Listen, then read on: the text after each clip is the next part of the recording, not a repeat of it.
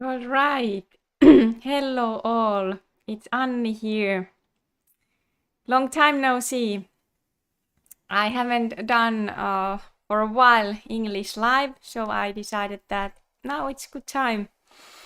So you are all warmly welcome to this live and ask questions if you have any questions or anything that you wanna share.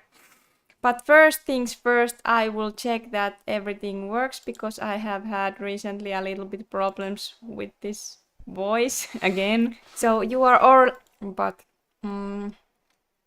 seems that it's okay. Yes, yes. So hi all. And if you are new to my channel is support channel for all the caffeine addicts out there, all the caffeine quitters. Either if you are still using caffeine, I hope my videos are helpful for you if you are trying to quit caffeine or if you are thinking to quit caffeine, or maybe you have already quit and you are experiencing withdrawals and post-acute withdrawals. This is good channel for you. And that's what I have been doing already these years. Like next month it will be 4.5 years. No any caffeine for me, no chocolate, nothing.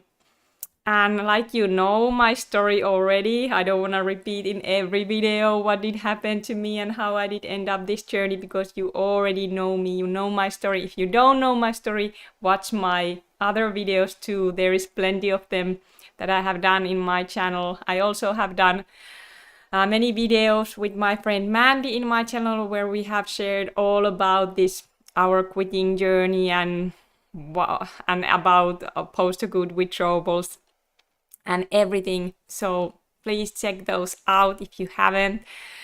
But basically, so long story shortly, I did end up in this journey because I kind of accidentally did end up quitting cold turkey caffeine after over 30 years of high caffeine addiction. I was really heavy caffeine addict. I don't recommend that to anybody. I don't recommend caffeine to anyone. It's pure poison. It's a hell of a drug.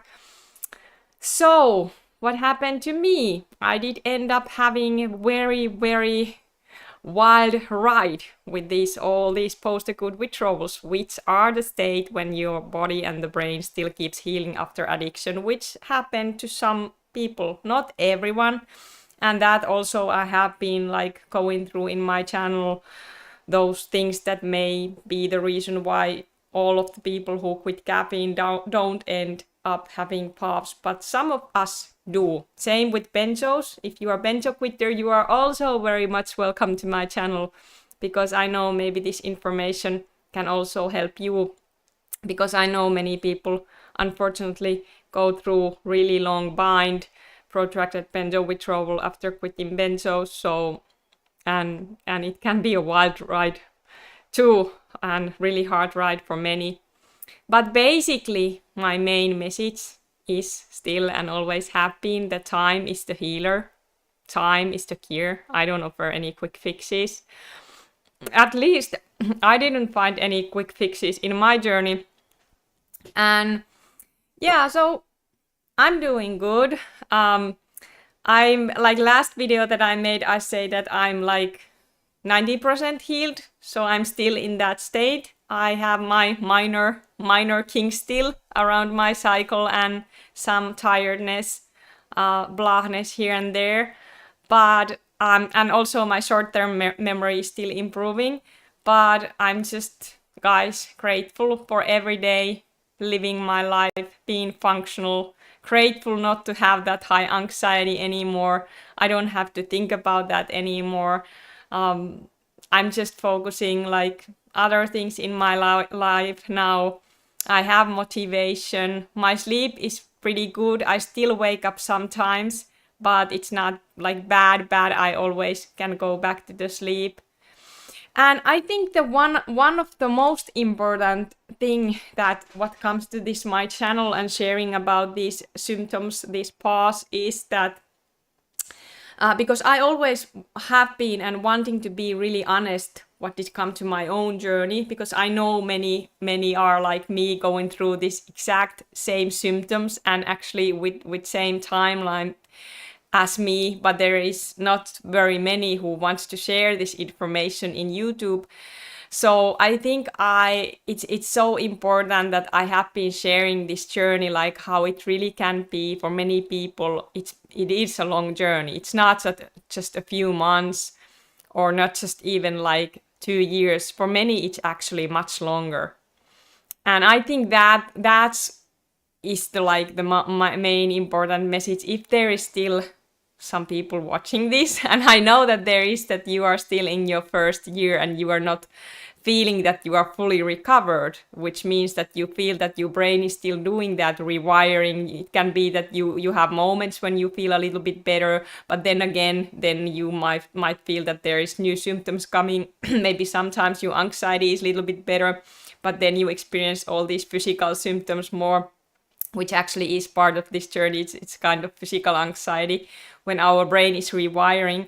And I think because I always have a little bit a different angle every video, because I don't want to repeating the same, because if I just do the support video and repeating the same message every time, that symptoms will go away with time and you got this, and it's all brain rewiring, and you know already all this stuff. You also know what caffeine does. If you don't know what caffeine does, I recommend you to read a book called Caffeine Blues.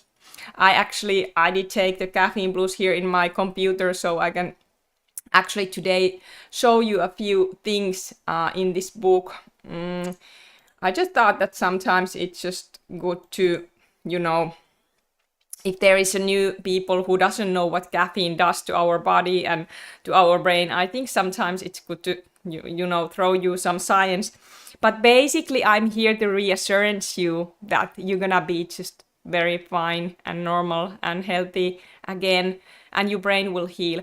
But the thing that I was about to say, because I wanted to bring these some angles, one thing that maybe I have spoken this before, I don't remember what all things I have been spoken, but I think what I find really interesting in this journey of what comes to this wild roller coaster ride, what comes to pause is normal, that is roller coaster ride. It means that sometimes you have those better moments when you feel a little bit better, and then bad again. Like it's not never linear journey. But what I was thinking was like same time because it was hard. There is no other reason for me to tell that. Even now I'm just so grateful. But we come to that about more that why I'm also so grateful and other things. But when you try to explain this journey to someone, if you just explain that I have so much these anxiety symptoms and you feel that you cannot be functional, or sometimes you are a little bit more functional and sometimes you are not. It's about like what I have come to realize, that when your brain is doing this rewiring, it's kind of weird way in that sense, and cool way, that because in caffeine addiction, we did adapt, our brain and body did adapt to use that drug. And some of us did go kind of like the point where we did end up like falling off the mountain, this drug. Like we kind of did end up our dead end, kind of like we did kind of our cup did kind of like flow over, if you know what I mean. So that happened to me. So I think that's probably is the one reason why I did end up having this severe journey. And also I shouldn't have done cold turkey, because that too was itself a huge shock and can cause a lot of like that chemical shitstorm in your brain if you do cold turkey after using a high dose. But anyway, I was so adapted with caffeine, and my brain was so adapted, everything was so adapted, the receptors, the whatever. I have been speaking with you how when we heal those, it's not that we don't necessarily have enough those neurotransmitters, which by the way you cannot measure in your brain, even you would measure in your blood, but you cannot measure them in your brain. But it's more about how those messages doesn't go through. So it's more about those sensitivity about those receptors, like we have all those receptors, dopamine, adenosine, you know, the caffeine blocks adenosine. All those neurotransmitters are like working with together, like with kind of like this beautiful synchronicity when we are in the homeostasis. But when we are in an addiction, long-term addiction, our body kind of have to adapt in that state. So long story comes to this, what I'm trying to say for you to calm your mind. If you have this wild roller coaster ride and you having like one day you feel a little bit better and then you feel weird again, and maybe someday you feel like you are physically more functional but mentally more bad, and sometimes you feel that your memory is so bad, but you in the other hand, and this is also for you who are maybe a little bit longer in your journey, which means that it's the completely like hell point in your journey is over, but you are still feeling like why I was, maybe I was like, you feel that you was even better in some part of your journey, then you are like longer and going longer, and you feel, but now I feel weird but different ways. So when our brain does this rewiring, it's kind of what I have learned, it rewires until it's done. It rewires until it's done. So when your brain is done rewiring completely, you are symptom free. You are symptom free. You are healed with this. I'm getting close to that, but I'm not there yet. Like I said, 90%. But with this state, I could live all my life, rest of my life. Like I always say, I rather took this state where I'm now, rest of my life, than anything that I went through. But I'm still improving. And I'm pretty sure that by 5, I'm completely done. Like many others who have gone through this before me. And also, I'm so thankful for God, all of this. This is all thankful goes to God. But anyway, what I was trying to say and explain with my lousy English and poor explanation is that our brain, and there is a science behind that also, that when the brain recovers from the drug addiction, sometimes some part of your brain are kind of healing. Maybe your hippocampus is healing, where it kind of like repairs your memories, your short-term memory or long-term memory or whatever. Maybe some other part of the brain heals different time, and then when you brain or body is focusing in that one part, that other part can be left a little bit less notice, so-called. So that's why it can feel so weird that there are times that you feel that I'm having this part of me back, but in the other hand, this part is back. Like you don't feel like whole. That's the point that I mean. Like that's why people when they and hi Christopher, I will take you comment in a minute.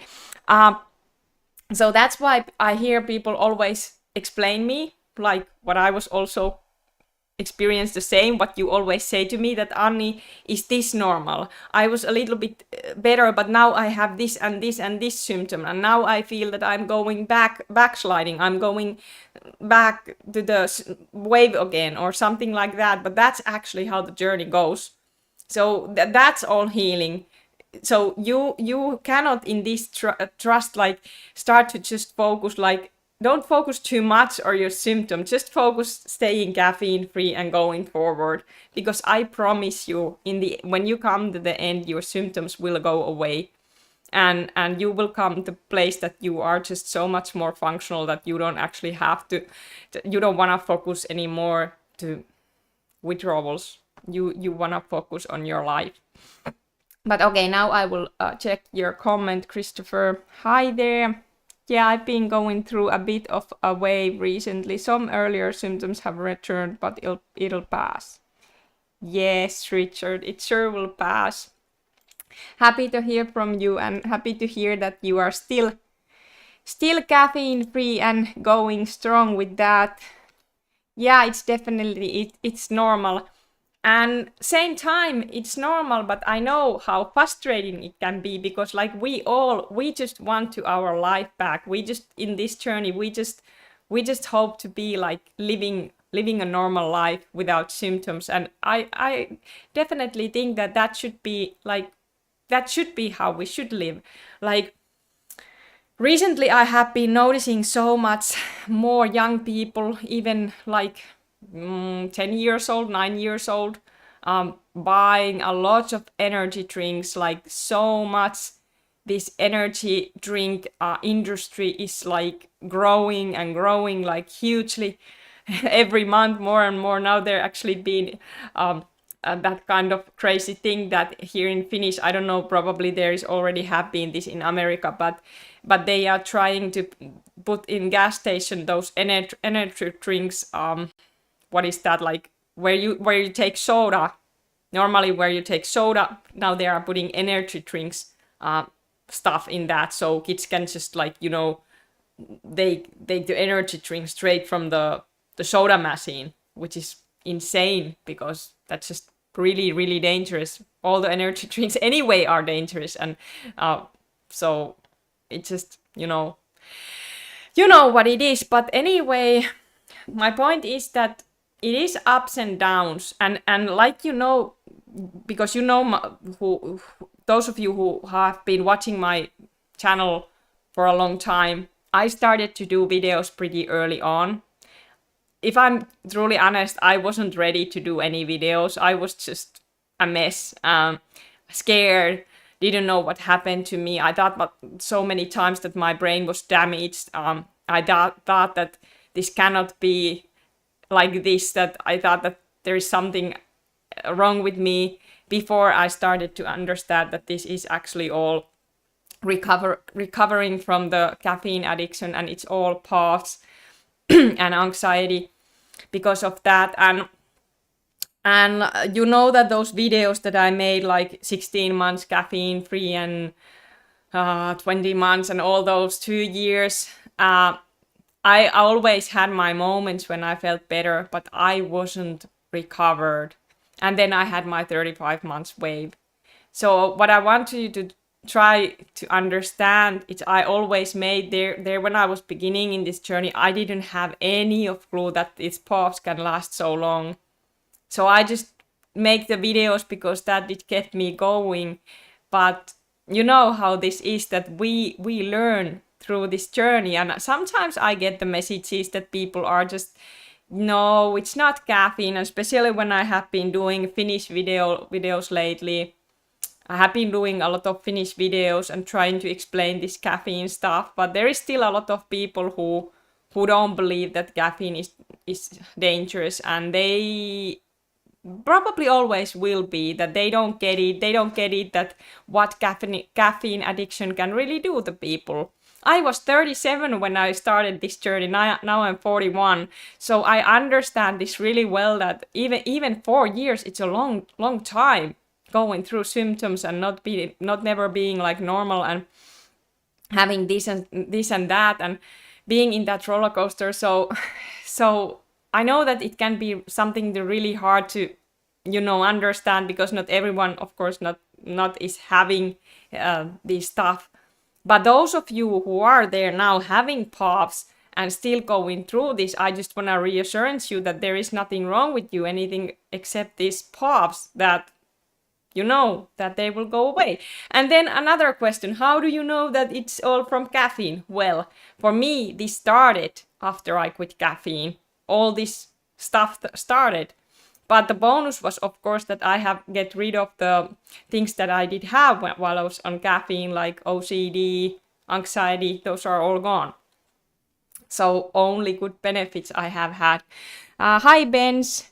Why is it so dangerous? Okay, so let's start to watch a little bit Caffeine Blues. This is good question, because I know that if there is new people there, I just take here, wait a minute, I just have to do.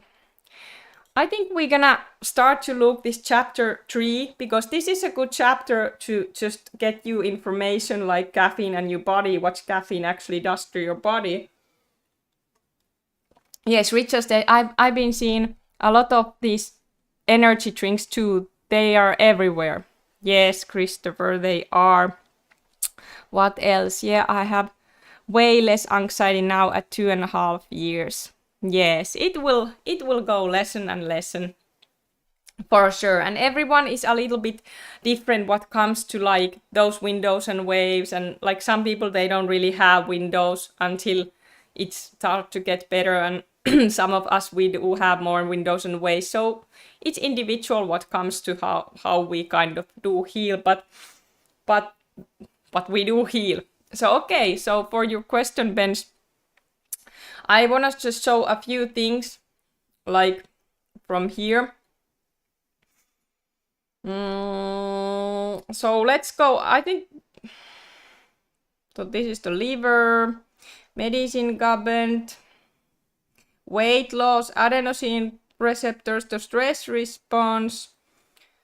There is everything in this, but I wanted to show this. This is, I think, one thing that people doesn't maybe understand. So let's take this cortisol point. And you, by the way, you have to read this whole book that you can get the whole picture everything what the caffeine does, like how it affects in every single system in your body. But let's take this cortisol, the long burn thing. I drink a cup of coffee every day. I live to taste of it, and I don't see any dangerous effect of it yet.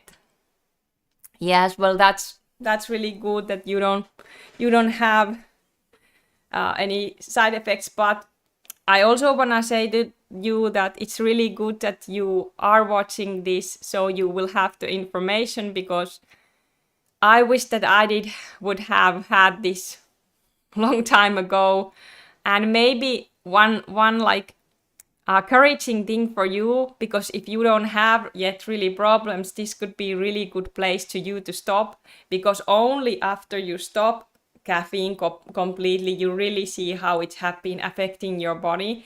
And also another thing, that people then say that Anni, I did quit coffee and I don't have any single withdrawals, but and that's of course is a good thing, but then I throw you also a few questions and give you a little bit more time than a week, give you 6 months at least to notice the benefits, or 12 months. And then also if you quit caffeine, there is a few things that I also want you to keep in mind. If you just quit coffee, it's not same than quitting caffeine. So if you quit caffeine, you have to remember quit all the caffeine products: coffee, teas, energy drinks, cokes, chocolate, yes, chocolate, cacao, and all that. And when you quit all that, and if you have been using a lot, then of course the safest way, and anyway for some people safest way is tapering. Because if you are really addicted, means that you cannot get your day without cup of coffee, you are addicted, or any caffeine or energy drink or any caffeine, I just recommend you to taper. But anyway, just give it more time than just like a few weeks, because the few weeks, especially if you have been like caffeine addict like me or using caffeine long time, it doesn't do anything. A few weeks, like some people have been addicted even over 50 years, and they quit and they say after 1 week, I don't have any withdrawals.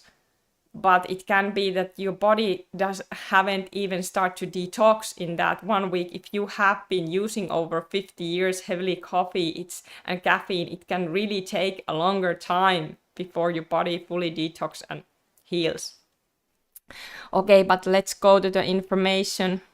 Before that, I will read what Christopher say. I didn't think caffeine affected me negatively either until I quit. I didn't realize how much it gave me anxiety. Never connected that.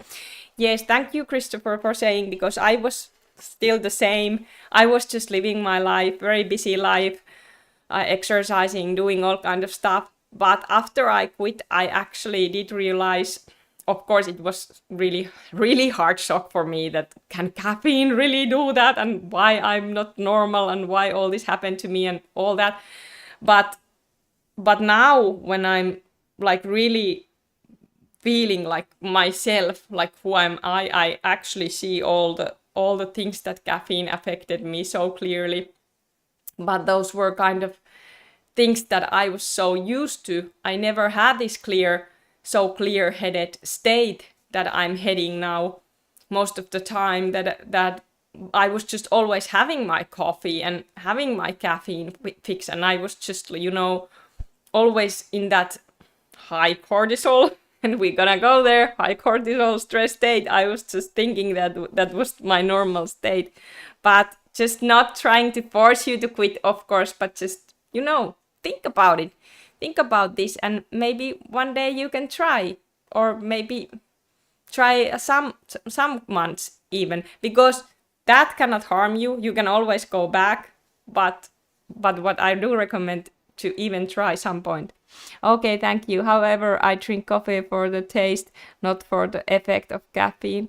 I am obsessed with the taste.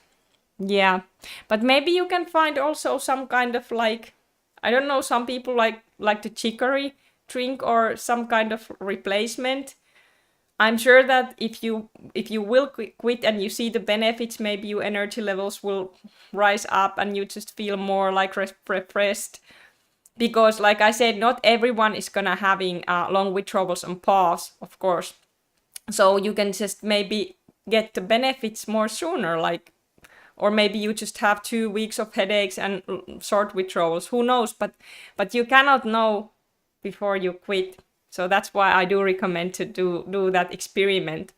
So then, because it's really hard to say when we use, especially if you have been using caffeine all your life. But okay, now we're gonna go what the cortisol does. So epinephrine, it turns out, it is only half the story. With daily caffeine use, another stress hormone known as cortisol becomes elevated. The important thing to remember about cortisol is that it tends to remain in the bloodstream much longer than epinephrine or norepinephrine. In fact, people who consume more than 300 milligrams of caffeine per day may have elevated serum of cortisol for 18 out of every 24 hours, and that sets them up for countless health problems. You don't really feel, and this was for me something that I never actually thought before, but it makes sense. You don't really feel the cortisol the way you feel adrenaline, because adrenaline is when you feel do your heart palpitation, and you feel that, people always say, Anni, I'm having a heart attack when they are withdrawing. That's like adrenaline. But it's hard to pinpoint exactly what's wrong, and after a while most people don't even realize that they are different. And this is because the cortisol, for the long time when it's high, it actually will change your personality, and that's what the caffeine does for you in the long-term use. It changes your personality. The quality of their sleep is diminished, their immune system is adversely affected, age-related deterioration is accelerated, and there is gradual but significant change in mind, mood, and behavior. One client who kicked the caffeine habit recently told me, it's as though a cloud has been lifted from my body and mind. I had no idea that I was such an angry and frustrated person. And I was too, this before. That's because cortisol has a powerful effect on personality. So, and another thing, of course, and all these are, of course, important you to read, but the dopamine, your dopamine levels. So, Stephen Chernisk writes, as neurobiologists unravel the mechanism of addiction, it becomes more and more clear that not only is caffeine addictive, but it also encourages other addictions to substances like nicotine. So caffeine actually is the gate drug for many too, even they don't know. The key factor in this interaction appears to be the brain chemical known as dopamine. Dopamine belongs to a class of biochemicals known as neurotransmitters.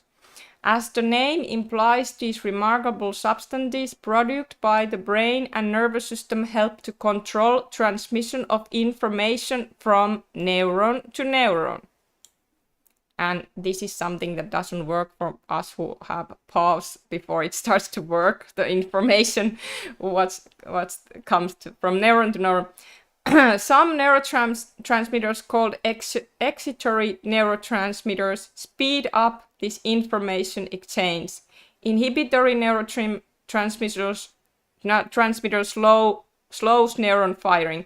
So think about this, that your neurons are firing there in your brain. There is a factory going on. And some of these neurotransmitters puts the neurons firing faster, and some of the neurotransmitters slows them down. And every single kind of hormone neurotransmitters have important job to do in this system.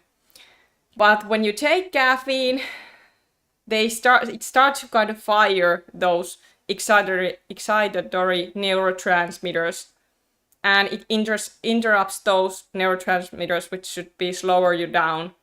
So you may end up with, when you just use caffeine, that a long-term chronic stress state where your neurons just keep firing and firing and firing, and that actually is causing a lot of cell damage and cell death every part of your body and the brain, and that's not a good thing. And of course, like we know, caffeine it's reduce your blood flow to your brain. So that's also the one. What I also want to say this before I read faster, because people always ask me that what is about why people who quit caffeine have the headaches and the migraines. It's because that's the blood vessels in your brain. When you take caffeine, they narrows and go smaller. But then when you quit caffeine, the blood vessels will open up and blood can start to flow again. So that will cause you headaches, and that's why some pain medicines, what they offer, the migraine medicines, they contain caffeine, and that's people take them and they're, oh, I don't have migraine anymore. But it doesn't solve the problem, because if you think that you will stop your blood flow to your brain, and you do that many years, isn't that like common sense? If you think about common sense, it doesn't make any sense. It's just like stupid thing to do. Like, think about it. If you stop your blood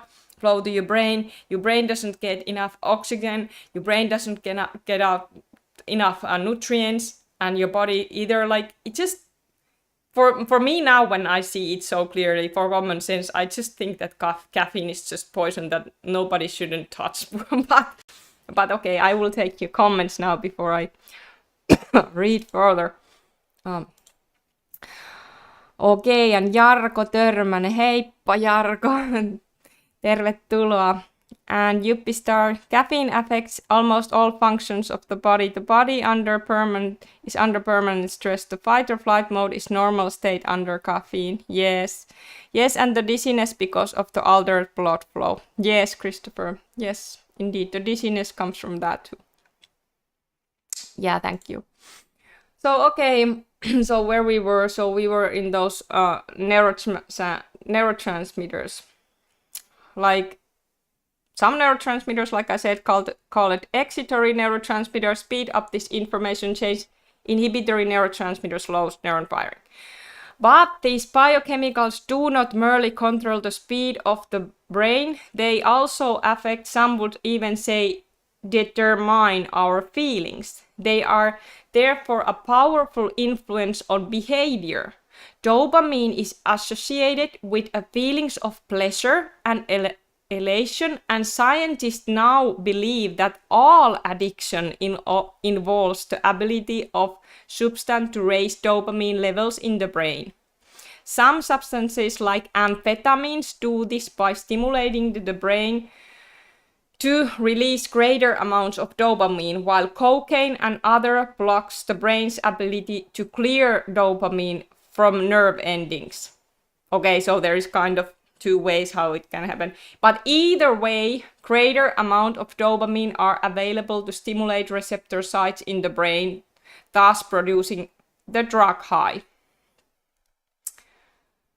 Okay, and then in May 1997, Time magazine ran a cover story on addiction and listed caffeine with other addictive drugs, but they only stated that caffeine may trigger release of dopamine. In reality, the evidence for the caffeine-dopamine connection is unquestionable.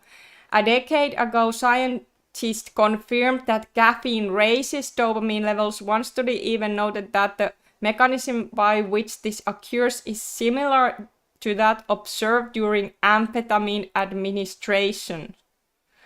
In the last 2 years, no less than 26 scientific studies have described that the ways the caffeine interacts with dopamine to alter the feelings and behavior. Research shows that caffeine also interacts with opiate receptors, and this may very well strengthen the addictive quality of the compound. Now I know you are thinking there is no comparison with coffee and opium, cocaine and amphetamines. Those drugs drive people to destructive behavior while coffee merely produces a sense of stimulation. But that is precisely the point. We know that all of these drugs act along similar biochemical pathways in the same areas of the brain. It turns out that there is a continuum of addiction, and just because of one substance is incredible harm does not mean that we should ignore other substances that are only moderately harmful. Moreover, it is not just the positive dopamine and adrenal stimulation that coffee drinkers are after. As in all truly addictive behavior, coffee and cola drinkers need, and this is the really important thing to notice if you're addict, need their fix in order to avoid the negative experience like headaches, fatigue, irritability, and depression. Caffeine in some form consumed by nearly 2,000 million Americans every day. The harmful effects of this drug are extremely well documented. It's time we all woke up to the truth about the addictive nature of caffeine, as well as its potential for great bodily and mental harm. The good news is that you can free yourself from caffeine addiction by using the clinically tested off the bean okay, but Cherniske is marketing his own program, but you can read about that in the book. But I think what this book is, I'm really grateful about this book and of course for every information, but the only thing that this book is missing is about these paths and how the post-acute withdrawals can last a long time. But information what caffeine does, it's very, very good and all documented in this book. But okay, now your comments. Hello, Pablo. A bit over 2 months caffeine-free, insomnia and destroyed eyelids. Yes, congrats for 2 months. And that sounds very normal. Insomnia sure is very, very normal. And I'm sure the eyelids will start to heal too, because eye symptoms is very common, and blurry eyes and itchy eyes, and also if you have allergies and, you know, like, what is that? Like swallowed eyelids. I'm sure that will go away too. Just remember, drink now a lot of water, and just that's very important in this journey, of course. There was some other adrenal glands, of course, immunity and aging, but I want to show you some other stuff.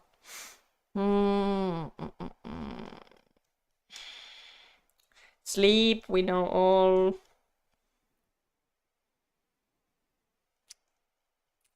But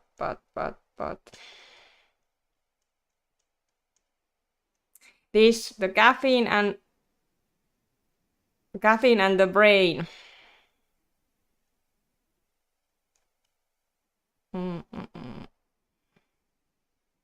So there is like a checklist. Medical and scientific analysis of anxiety and panic disorders has revealed well-defined abnormalities in psychology and brain biochemistry in people who suffer from the addiction. These include overproduction of adrenal stress hormones, including increased norepinephrine and cortisol. Is caffeine a factor? Yes. Increased incidence of mitral valve prolapse. Is caffeine a factor? Yes. Decreased nighttime melatonin production. Is caffeine a factor? Yes. Dysfunction of GABA metabolism. If you don't know what GABA is, like, it's like one of the calming neurotransmitters. Is caffeine a factor? Yes. Increased neuron firing in the brain. Is caffeine a factor? Yes. Decreased blood circulation in the brain. Is caffeine a factor? Yes. What's more, in someone prone to this disorder, caffeine ingestion can trigger panic attacks. Still, caffeine promoters dismiss this characterization of their product, claiming that if caffeine were so bad, nearly everyone would have anxiety disorder. That response is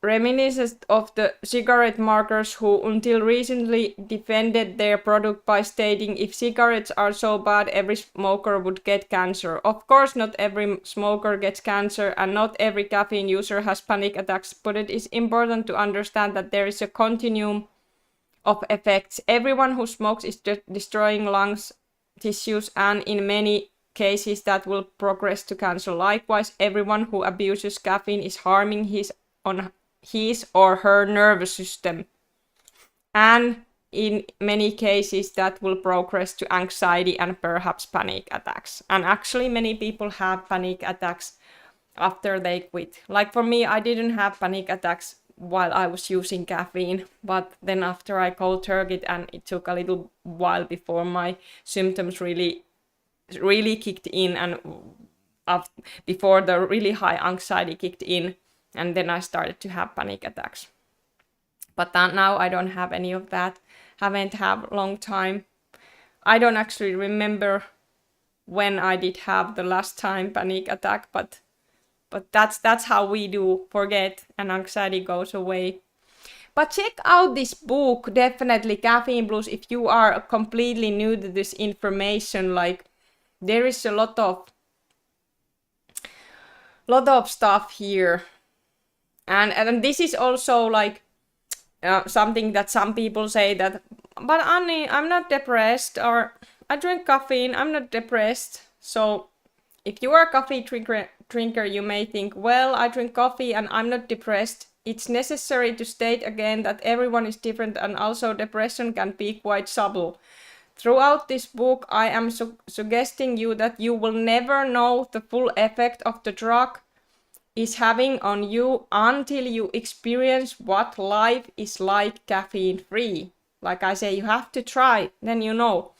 Over the years, I have heard similar responses from hundreds of clients. Wow, I never realized that caffeine made me so. Select one of these: anxious, depressed, irritable. In addition, research shows that there are a number of variables affecting that depressive side of caffeine. A recent study measuring the stress hormone cortisol raised by caffeine consumption is revealing. Researchers found that in collegiate swimmers there was a powerful correlation between cortisol levels and depression, but only during periods of intense training. Thus, there appears to be cumulative stress phenomenon which may be present certain times and absent on other times. Having this information and being sensitive to your moods will enable you to take the appropriate steps. You start to notice periods of depression. Above all, I want you to avoid the common mistakes of researching for the coffee pot when you are feeling blue. Coffee may help temporarily, but clinical and laboratory evidence suggests strongly that you will pay a steep price. You will pay a steep price later on. Ironically, the group of most likely to use caffeine in attempt to change their state of mind are those suffering from the clinical depression. So that being said, the book said that, and I will say that you never know how caffeine is affecting you unless you try to quit it and completely quit that. Not just some form of caffeine, all forms of caffeine. Yes, Juppistar. Anni, is it mentioned in the book that withdrawals can be very difficult and can last years? He had experience with such a people, or does it say anything about withdrawal at all? Yes, it says about withdrawals, and it says also that it can take times, but it doesn't really speak about paths. Let's see where it says in the withdrawals. Wait a second. I will look this because I don't remember what, but it is that here. The withdrawals.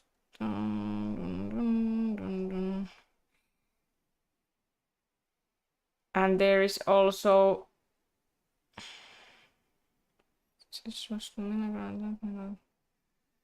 yeah, I will look this for you. How much is too much?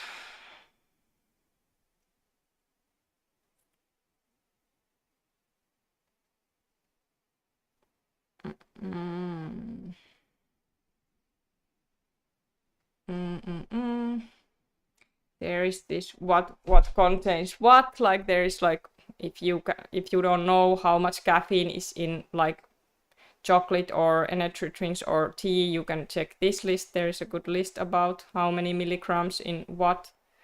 There is all these like, these are probably in, these are all the American marks, so we don't have all these, but you probably, these are more familiar to you. But I try to, okay, so this is one also.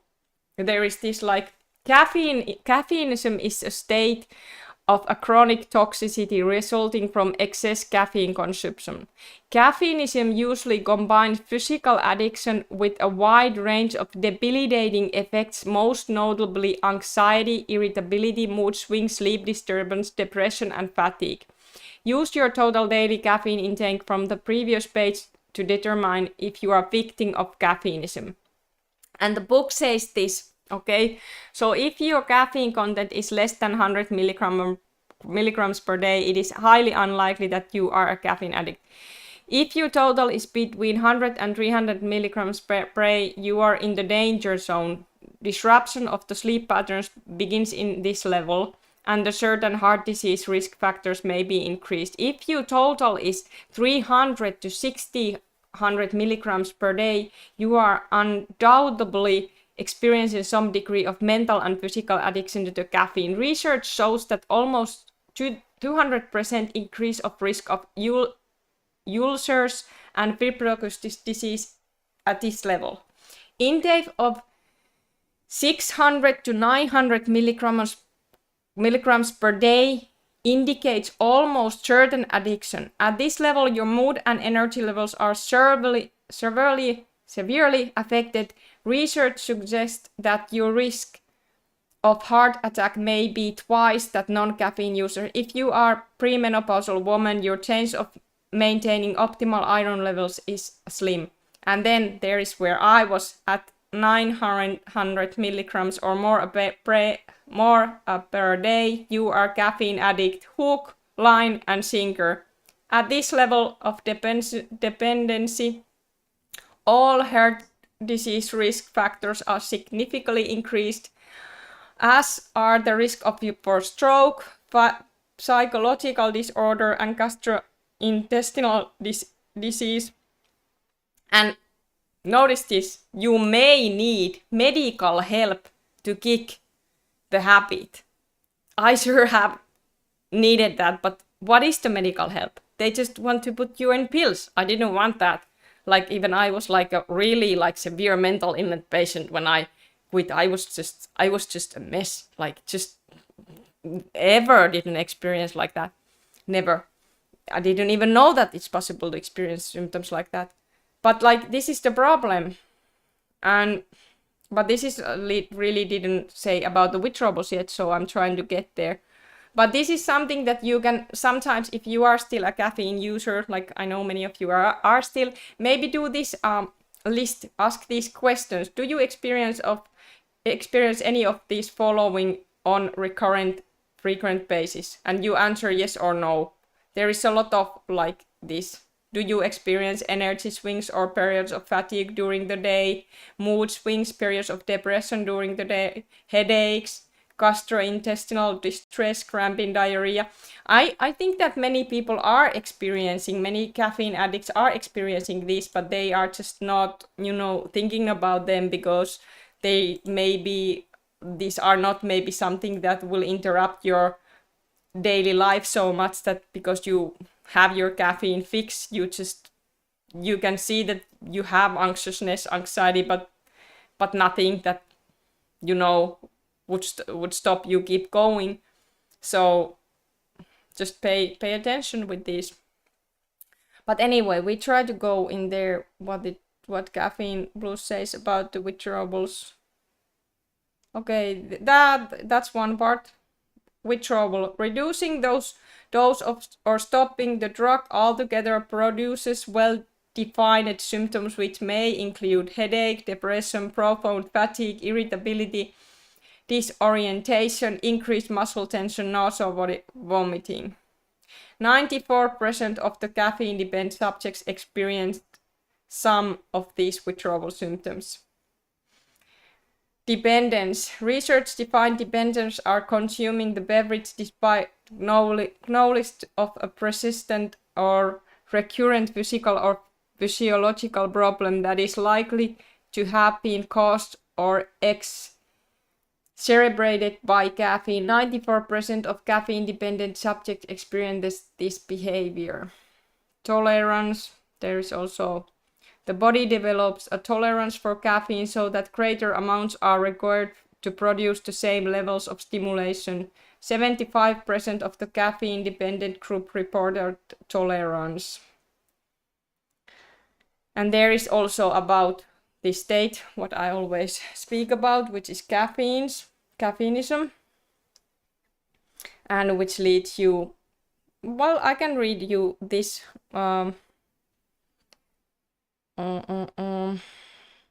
In over a decade of practice as a clinical nutritionist, I have been seeing firsthand with thousands of clients that caffeine is a health hazard.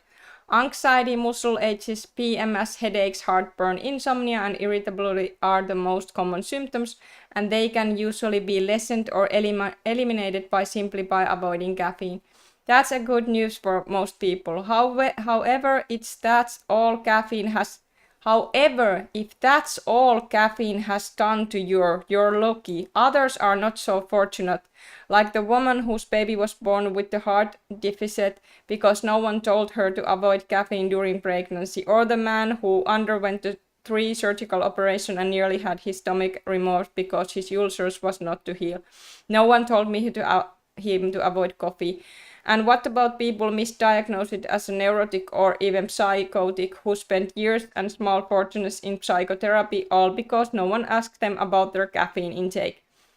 To those who claim that caffeine is harmless, I say look at the facts and more important, look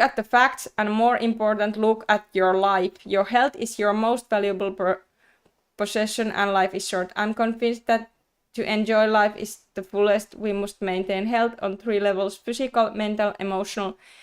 At each one of these 3 levels, caffeine is adversary. So, yes, but it tells about like that withdrawals are happening, it is true, but it doesn't mention really the post-acute withdrawals. But what I have been learning in these years, and what's this my channel is about, there is no really so many people that says that they only have 2 weeks withdrawals, because what people have been sending me messages, and I have get so many of them, that people are experiencing a lot of the same stuff that I have been experiencing, and many of those have been also quitting cold turkey or suddenly end up just like quitting, and they have just end up this severe anxiety ups and down journey. And some of them have been like really long-term users like me, some they're not so long-term users, so it's not always just like that you have been using caffeine for like really long time. For some people it just happens. The paths are real, and it's real that it takes, for some people it just takes time, and that's why I'm doing these videos, to tell you that it is real and it is happening. But do you have any questions? I think I will read a little bit Bible from the end. So I have been now, after I did, because I was saved by Jesus in the summer, actually middle of July, and it was so so wonderful experience to me. I have made video about that, and my testimony is also in my YouTube channel, how Jesus saved me and why I did quit all those new age practices and all that. And now I'm just reading a lot of a Bible, and I actually started to read Bible in Finnish, my channel. So I have been doing a lot of that because that's what Jesus is calling me to do. But now I also thought that maybe I read a little bit English Bible end of these lives. So if you want to listen, you can join. But this is like I think all from this what I wanted to say in this support live. So basically the same stuff. You just have to keep going, and I want to keep spreading this message about caffeine and dangers of the caffeine and dangers of the all forms of caffeine and energy drinks and cokes and everything, chocolate. It's just something that I don't know. I just have that, that desire to do that because, of course, what I did experience, but that I'm just one story of the many. Some people think that I'm doing this because I wanna somehow, I don't know, like be the lousy person that who says that caffeine is bad for you. But it's not like I'm like somehow making this information. This information have been there. Like this is a true thing. Caffeine is a poison. Even the medical science have known that like hundreds of years. It's all there. The list of actually. Okay, in next live I will search you the one list of that diseases that caffeine cause. It's all there. The list and everything. It is real. It's not something that I have just like, look at my videos comments. Look at those comments about the people who are commenting to my videos, how many symptoms they have had. Like, it's not that I'm just, making this up. That's just something that, I don't know. But, you have to do what you have to do. But now I'm gonna read, so I'm gonna start to read John, like the New Testament, and this is like John and chapter 3, and I will go in the verse of 16 because this was something that was just so like best that I could imagine. For God so loved the world that he gave his only begotten Son, that whoever believed in him should not perish but have everlasting life. For God sent not his Son into the world to condemn to the world, but that the world through him might be saved. He that believed on him is not condemned, but that believed not is condemned already, because he hath no believed in the name of the only begotten Son of God. And this is condemnation, that light is come into the world, and men loved darkness rather than light, because their deeds were evil. For everyone that... Okay, I will also put this in the picture so you see what I'm reading, because my English seems to be now so bad, so you can also see where I'm leaving. So here, now you can see yourself. I'm here in the 20. So for everyone that doth evil hated the light, neither come to the light, lest his deeds should be reproved. But he that doth truth cometh to the light, that his needs may be made manifest, that they are wrought in God. After these things came Jesus and his disciples into the land of Judea, and there he tarried with them and baptized. And John also was baptizing in Aenon near to Salim, because there was much water there. and they came and were baptized, for John was not yet cast into prison. Then there arose a question between some of John's disciples and the Jews about purifying. And they came unto John and said to him, Rabbi, he that was with thee beyond Jordan, the whom thou barest witness, behold, the same baptized, and men came to him. What says the chat? Mitäs chatti sanoo? Yupistar, thank you for your effort. Yes. Thank you, Juppi, being there. Polulla tavataan. It's about culture there. If you are the only one who isn't crazy, then all people around you will be confused. You need people with you in every case. Nobody is an island. Yes, I don't know what do you mean about that, but thank you anyway. So a few more words I will say. So he must increase, but I must decrease. So for this I understand this. I'm still a new from the Bible, but like in for us we increase, we decrease, and God increase for us. And he that cometh from above is above all. He that is of the earth is earthly, and speaking of the earth. He that cometh from heaven is above all. And what he hath seen and heard, that he is testified, and no man received his testimony. He that had received his testimony had said to his seal that God is true. From the whom God had sent speak the words of God, for God gave the Spirit by measure unto him. The Father loved the Son, and had given all the things into his land.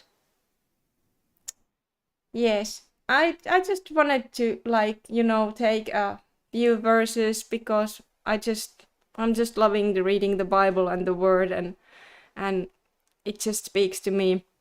But what says the chat? It's almost impossible to talk Finnish people if you don't drink and offer coffee is in the culture. Yeah, I know, but I'm not, like I say, I don't mind if somebody drinks coffee or have their teas or energy drinks. It's just something that this is something that it's not even that I think this God gave me this mission. I really think so, because I think that everything that has happened to me is like mercy of God and why I'm here, and I'm just so grateful that I can be now healthy over 40s, like living the best life, and my mental health has never been this good, and it's all mercy of God, and because of him I got through these withdrawals. Like it can be really hard and dark times when you are just alone and you don't have anyone to talk about, and you go through these symptoms, and you just day by day you would just like thinking about that what is wrong with you, and everyone else are living their life and they are not experienced the same. So the one thing that I could count on is God, but for me it was kind of, I was just so happy that God saved me, because I didn't know that Jesus is the truth, way and the life before. I did believe in God, but I just didn't know that Jesus is the only way for God, and that was something that did open my eyes. And then I was just starting to read the Bible, and I did leave all the yoga and all the witchcraft and card readings, and I'm so sorry about that. I did those card readings, I just didn't know that they were coming from the devil, and that's how I believe, of course, and now I just believe in Christ, and that's for me, it's just, I'm just so happy. It feels so happy. But do you have any other questions or anything? I'm sorry about my lousy English. I see always that when I'm having a little bit break, because now I'm just doing so much Finnish, lives, and then I'm jumping here and try to speak English, I just feel that all my English have gone worse. But just know that I'm here for you. And okay, of course, one thing, every Sunday I'm still on Discord at 7 p.m. and it's finish time, but I will put announcement there before I jump in if there is someone who needs to talk. So I still do those voice chats. I have been doing that quite some time, but every now and then some people, if they want to chat. And of course you are warmly welcome to my Discord group anyway. There you can just chat with others and share how you feel. If you feel like chatting, I know that many people, when they go through anxiety, you are not necessarily want to talk, or you don't maybe feel like talking, or like voice call or anything, so you can just text there. So it's my Discord channel is in my links. So but what else chat says, when the insomnia did stop.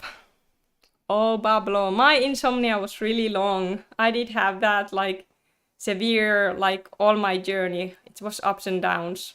Now I don't have that insomnia that I had before. I wake up a few times sometimes, and go pee, and then I just get back to sleep. For me, it was just a long ups and downs, but I promise you it will go away.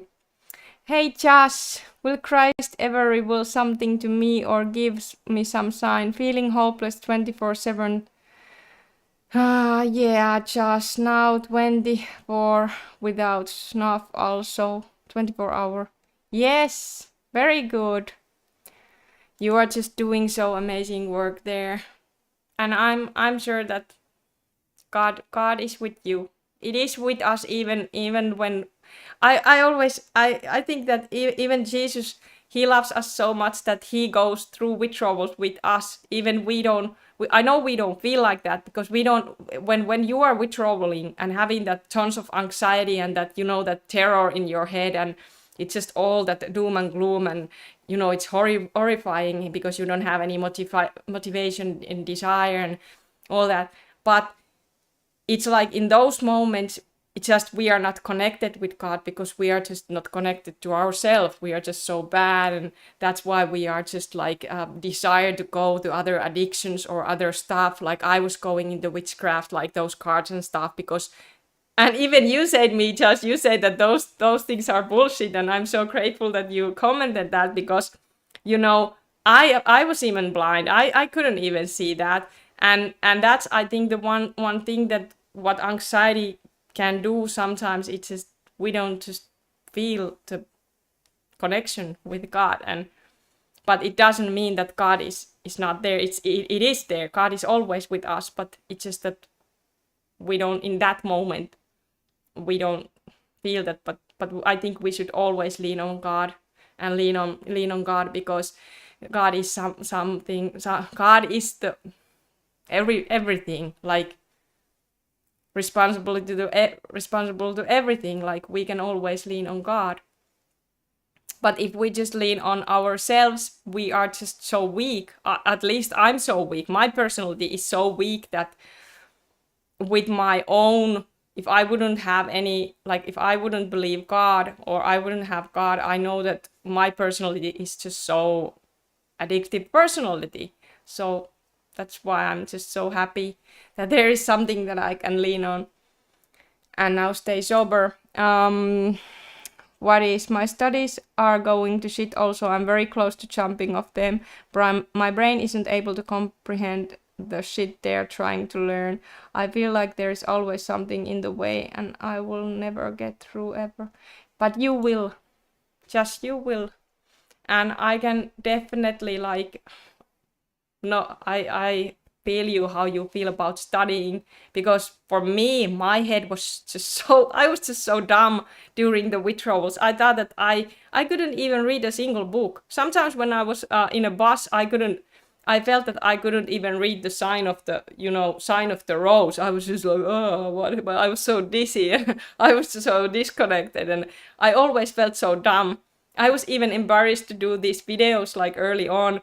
And if I watch them back, I was just like, trying to trying to act cool as I could, but I always felt like there's something wrong in my brain. Because it's not that there is something wrong in your brain, really. It's just like that's all about the healing from the drug addiction.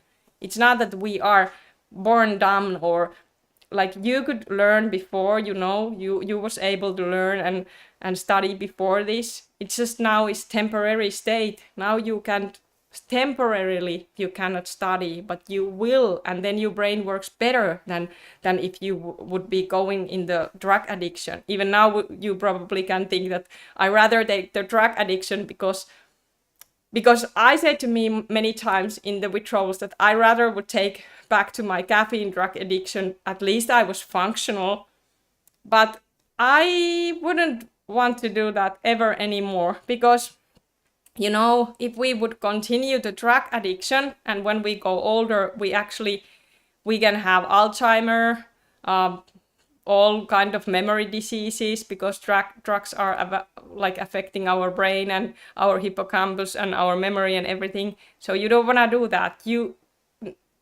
want to temporarily be fucked up, and then you heal, rather than just slowly, what caffeine addiction and all the addiction does to you, all the drug addiction does to you. It slowly kind of sneaks away your functionality, kind of.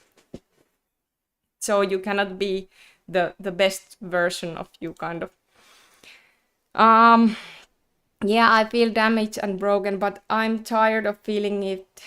I don't know how much longer I can withstand this wordless negative bad feeling that lingers from the second I wake up to when I go to bed.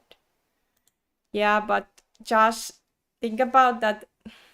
You are now already, have gone so much farther. You have probably a little glimpses that you felt a little bit better, right? And now maybe you are in a wave again, and symptoms are more high, but it also means that your brain is now doing more healing, because every time that your symptoms go high, your anxiety is more high.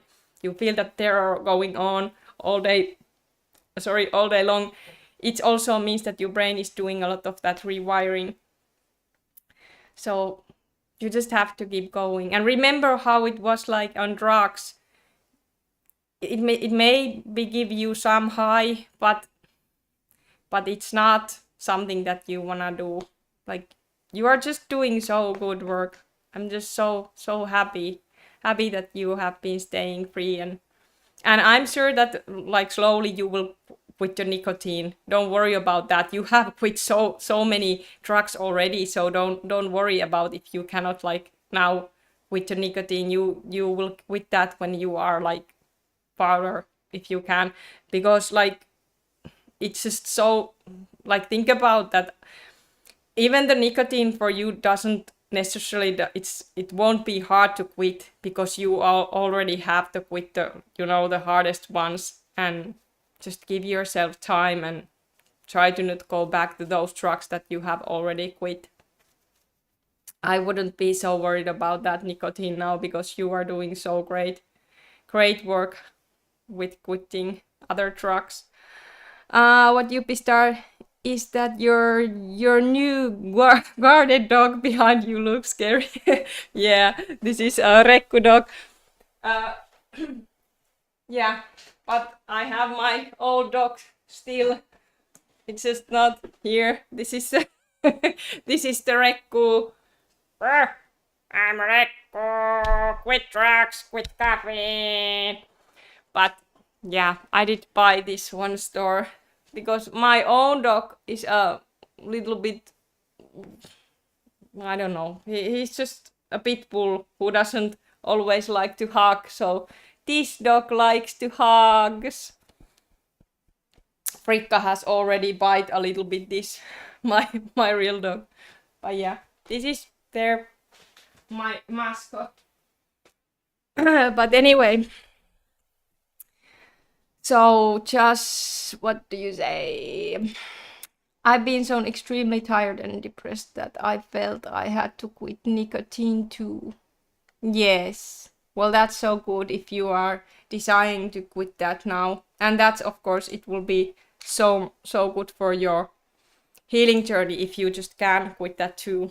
So your brain will, of course, heals much better. That's my opinion, that we should quit all the mind altering drugs. But I do understand that in some cases, if you have been in multiple drug addiction, and especially if there is someone also using like maybe amphetamine or heroin or I don't know, whatever. Many people are following my channel.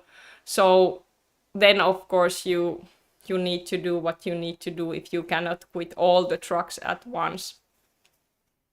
But anyway, always try the best that you can. Very cute. Yeah. Yeah, I don't know about that. Yeah, maybe it's a little bit scary. But now I think this live will be this. I try to do more English lives too, just because I haven't forget you, and it's always nice to just talk with you and hang here with you.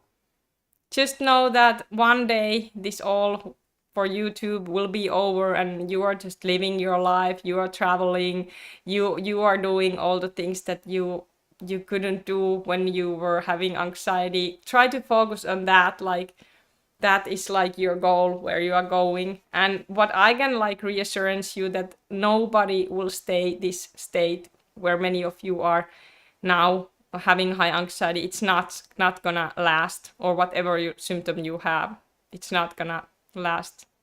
Yes, just great work you are doing, and all of you.